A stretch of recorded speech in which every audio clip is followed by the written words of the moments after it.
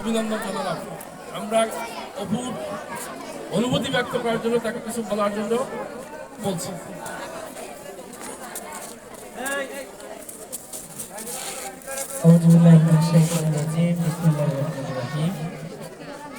আমার প্রাণের প্রতিষ্ঠান, আমি যেখানে বড় হয়েছি, আমি আমার জীবনের সকল কিছু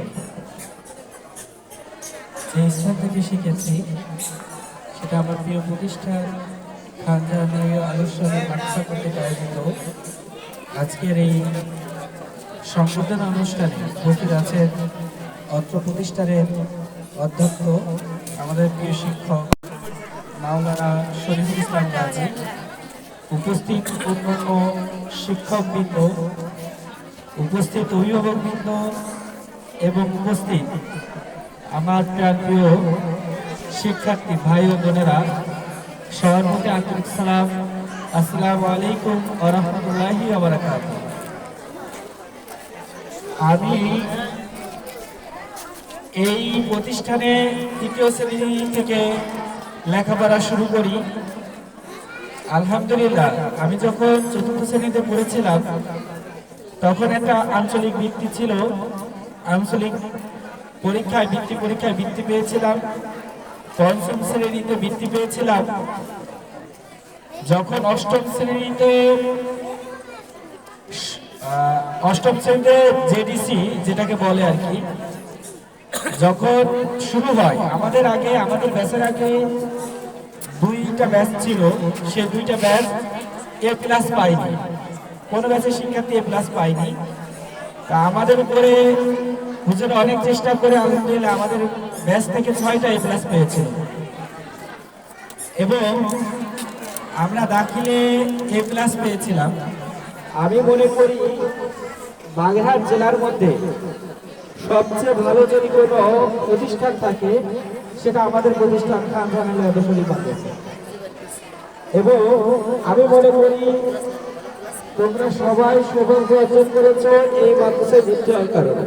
প্রতিযোগিতায় গেলে ওই প্রতিযোগিতায় আমরা বিজয়ী হতাম, সেটা খেলাধুলা হোক, গানের অনুষ্ঠান হোক, বিতর্ক হোক, যে কোনো প্রতিযোগিতায় আমরা সেই থেকে বিজয় লাভ করতাম।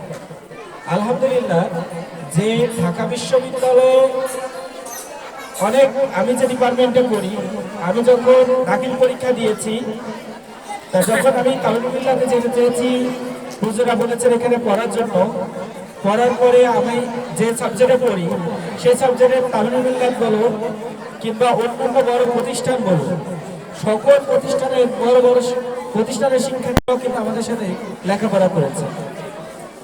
তাই তোমাদের কাছে আমাদের আহ্বান থাকবে, আমার বিশেষ করে আহ্বান থাকবে যে তোমরা টার্গেট সেট করো, যে জীবনে কি হতে চাও। অনেক সময় আমাদেরকে, বিশেষ করে এখনো পর্যন্ত, আজকে সকালেও আমাদের মিজান জিজ্ঞাসা করছিল লেখাপড়া করছো কিনা।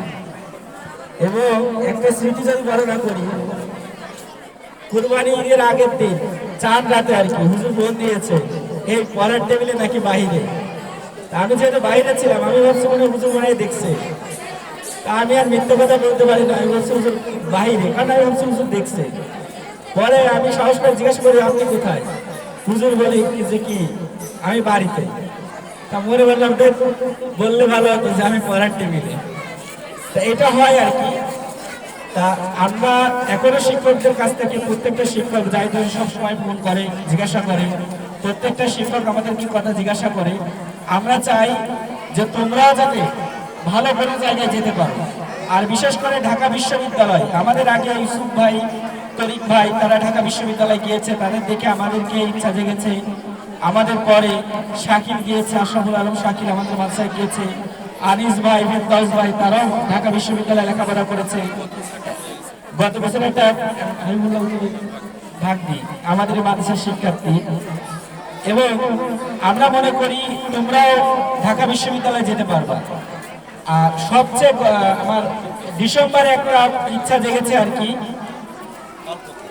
ডিসেম্বরে আমার খুবই একটা ইচ্ছা জেগেছে, মদিনা ইউনিভার্সিটি অথবা মক্কা ইউনিভার্সিটি অথবা আলকুরা ইউনিভার্সিটিতে যাতে করে তোমরা পড়তে পারো, এবং সেই চেষ্টা চালাবা।